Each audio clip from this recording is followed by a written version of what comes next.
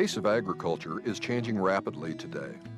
Farm and ranch land around the state is steadily evolving away from traditional models of production and land use.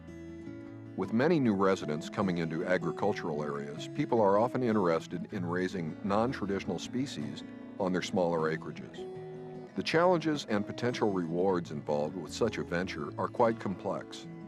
During the course of this program, we'll explore the issues and concerns involved with many of these non-traditional livestock species.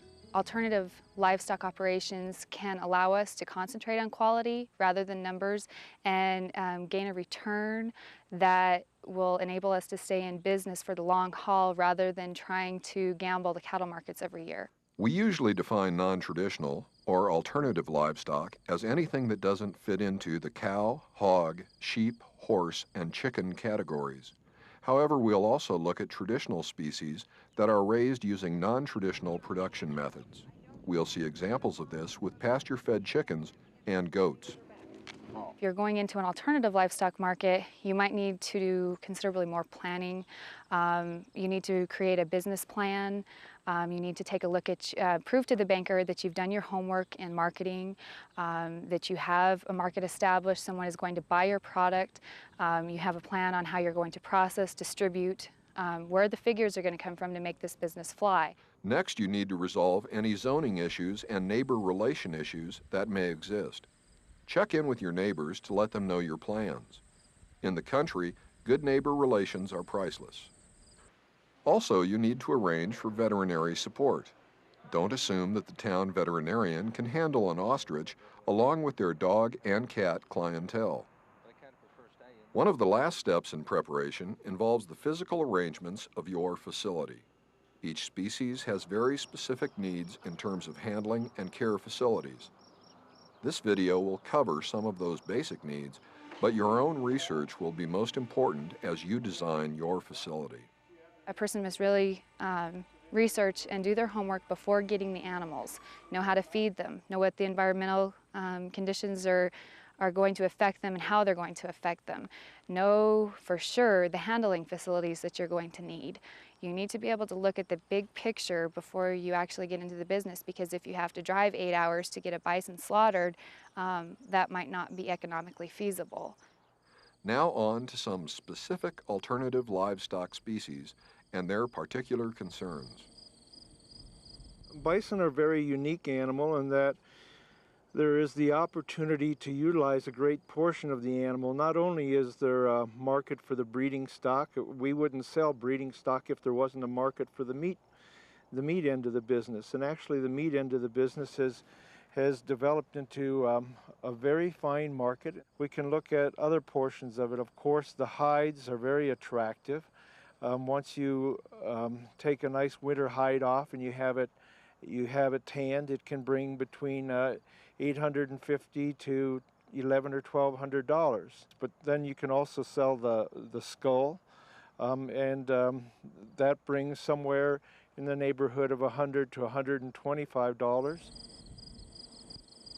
When people ask about AI and embryo transfer and those things, we're really kind of interfering with their wildness and their natural ability for survival. And of course, we've put fences around them, so we've already begun to manage them, but they will continue to remind us of their own ability to survive and to continue to stay as natural as possible. We've had to address with some of those same things that you do in the beef industry. You have to have fencing, you have to have grazing land, you have to have a winter feeding program, and you have to deal with minerals. First of all, I should say about our fencing, we would like to remain environmentally sound, so we like to use fencing materials that are a little more obscure in the environment, however it demands respect from the animal. So we've gone to high tensile wire, and we use 6 strands, of which 3 are hot. We have had very good luck with portable fences for moving to the different pastures to catch animals with. And bison don't generally go through something they cannot see through. So our portable panels with black plastic or square bales on the outside, we can generally get them trailered up and move them, which we only work them for the vet work in the fall, so we're only moving them once a year. When you need to catch them, then you need handling equipment. And most of us try to centralize our corrals so that all your pasture areas can lead eventually to a central corral area. And over where our corrals are, the animals are accustomed to moving through there or coming to that area for water. And then we have bigger pens, bigger pastures into smaller and smaller, and then eventually a more confined area with at least 3 areas to hold them in so that we can sort, and then eventually they go from an alleyway, part of an alley, into a tub, and then another short alley up to the squeeze chute. And you do have to have a squeeze chute for bison. It's an absolute requirement. You don't even give them a shot without a squeeze chute, so that's the major requirement. Animals seem to do well as long as they have plenty of food and, of course, plenty of water.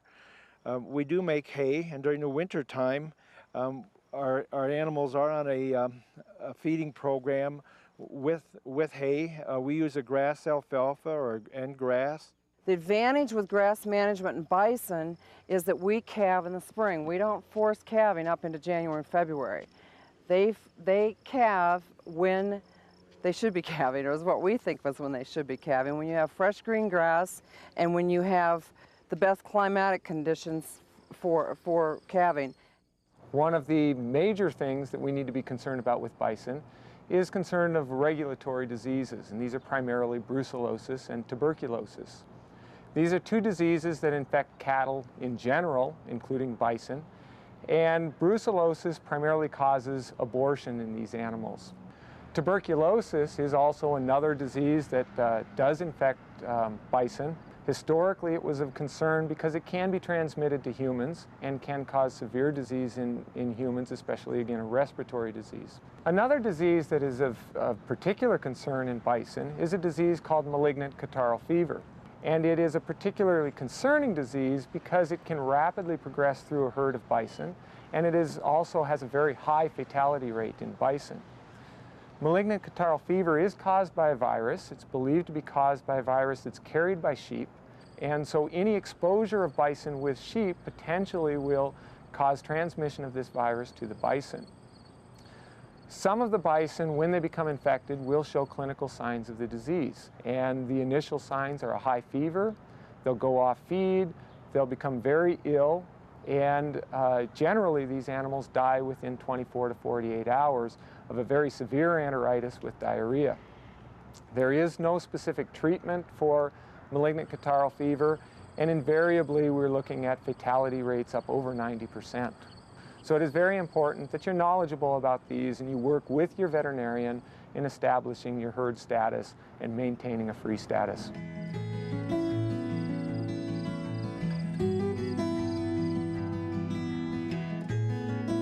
Well, it's been great for me because I like animals and I enjoy them every day. You learn something every day with elk.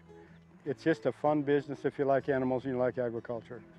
I've never raised cattle and not interested in raising cattle. If I don't raise elk, I probably won't raise nothing. The initial startup is expensive. You need a plan. Right now, the calf market's down, their cows are down. I think the whole market's down a little bit, but it'll come back. The horn market's down, but if you hang in there and stay with it, it'll come back. I try to get them to where they're mostly natural. I feed my elk alfalfa pellets and grass hay. They have it year-round, then they have the fresh alfalfa. If you were to put a cow out onto an alfalfa field, the animal will bloat, particularly if there's a little dew on the alfalfa. However, I have seen cow elk knee-high in a field of alfalfa, and they don't seem to have the bloating concern that we would see with many of the other ruminants. I learned most of what I do from a man named Welch Brogan. The best thing is he's always told me is just leave them alone. Is don't push them and try to treat them like cattle because they're not like cattle.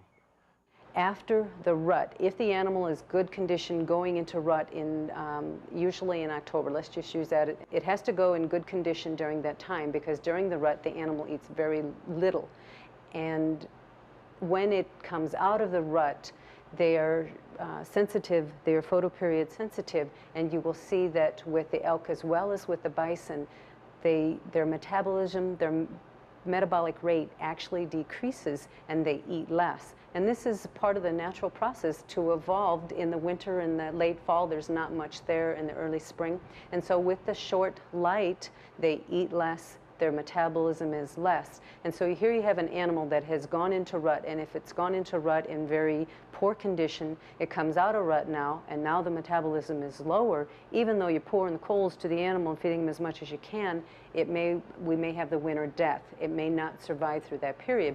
Deer and elk have a variety of diseases that are of concern, health concern. Again, they suffer from the same regulatory diseases as do other domestic ruminants, and the most important of these being brucellosis and tuberculosis. The control measures for these are the same as other domestic species, in which you'll be working with your veterinarian to take appropriate blood samples or appropriate skin tests to identify either infection with brucellosis or tuberculosis. But you need to make sure they're TB, they're all TB tested, brucellosis, and purity. Every year, the herds are tested to ensure that they are free of the red deer bloodline. The concern comes with if you were to cross a red deer and our native wapiti, the F1 hybrid tends to be much more aggressive than what we see with the native wapiti bulls or the native elk bulls, and they would mate the females, and we're afraid we would lose that native gene pool. If you have elk, it is recommended in Colorado that you need 8-foot fence, and I think it's 20 foot in between each of the posts minimum, and now they're recommending the double fencing, again to prevent contact with other species. Deer and elk can also suffer from malignant catarrhal fever. It's another reason why if you're raising domesticated deer or elk, you would like to keep them separated from any sheep contact, because sheep is the one known source of the virus that causes malignant catarrhal fever.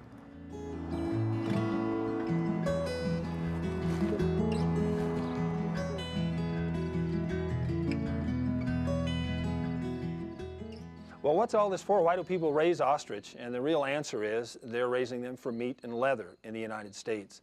Ostrich have been ranched for well over 100 years in places like Africa and Australia. But it wasn't until the middle 80s that Americans caught on to the fact that ostrich were worthwhile. They had products that were valuable, and that the birds were very prolific and could be profitable to ranch. Ostrich at slaughter, which would be in this 14 to 16 month range, will produce approximately 80 pounds of meat. They'll produce about 12 to 14 square feet of leather, depending on